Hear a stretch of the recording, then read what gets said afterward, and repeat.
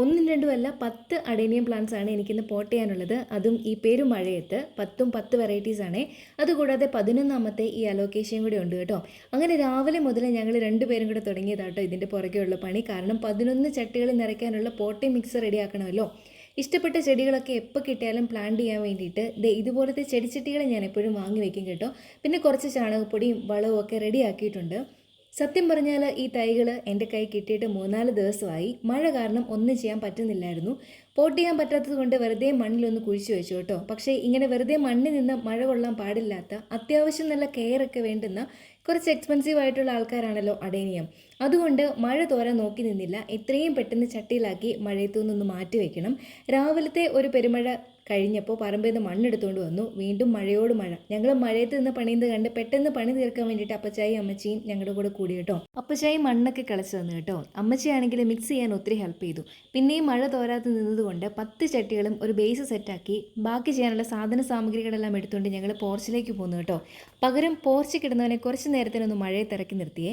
കുളിക്കട്ടെ അവിടെ കിടന്ന്, അല്ലാതെ വേറെ വഴിയില്ല. മഴയത്ത് ഇത്രയും ചെടികൾ എന്തിനാണ് ഞാൻ വാങ്ങിക്കൂട്ടിയെന്ന് തോന്നിയോ? ഇത് ഞാൻ വാങ്ങിയതല്ലെന്നേ, എനിക്ക് ഗിഫ്റ്റ് കിട്ടിയതാന്നേ.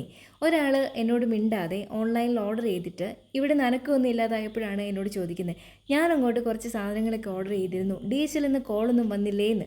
അങ്ങനെയാണ് സസ്പെൻസ് പൊട്ടുന്നത്. എനിക്കാണെങ്കിൽ ഇതുപോലത്തെ ഓർണമെൻ്റൽ പ്ലാന്റ്സിനോടാണ് കൂടുതൽ ഇഷ്ടം. പൂക്കൾ ഇഷ്ടമില്ലാഞ്ഞിട്ടല്ല കേട്ടോ, പൂച്ചെടി ഒന്നും ഇവിടെ പിടിക്കത്തില്ലെന്നേ. സൺലൈറ്റ് തീരെ കുറവാണ്. ചെടി നട്ട് വെച്ചിട്ട് ഇങ്ങനെ കൊണ്ട് നടക്കണം, വെയിൽ കിട്ടുന്നിടത്തേക്ക് മാറ്റി മാറ്റി വയ്ക്കാൻ വേണ്ടിയിട്ട്. പിന്നെ അത് നശിച്ചു പോകുന്നതും കാണണം. അതുകൊണ്ട് ഞാൻ ഷെയ്ഡിലും സെമി ഷെയ്ഡിലും ഒക്കെ പിടിക്കുന്നത് ചൂസ് ചെയ്യാറുള്ളൂ. ഒരു ബൊഗൻവില്ല കൊണ്ട് നട്ടിട്ട് 3 വർഷത്തിന് ശേഷം ഇക്കൊല്ലമാണ് ഒന്ന് പൂവിട്ടത്. അതും ഇവിടുത്തെ റബ്ബറൊക്കെ വെട്ടി നല്ല വെയിലൊക്കെ കിട്ടി തുടങ്ങിയപ്പോൾ. ഇനിയിപ്പോൾ നല്ല വെയിലൊക്കെ കിട്ടിയേക്കും കേട്ടോ, കാരണം റബ്ബറൊന്നും ഇല്ലല്ലോ. നന്നായി വളമൊക്കെ ചെയ്ത് പ്രൂൺ ചെയ്ത പല നിറത്തിലുള്ള പൂക്കളൊക്കെ ആയിട്ട് നിൽക്കുന്ന അഡേനിയം കാണാൻ അടിപൊളിയായിരിക്കും.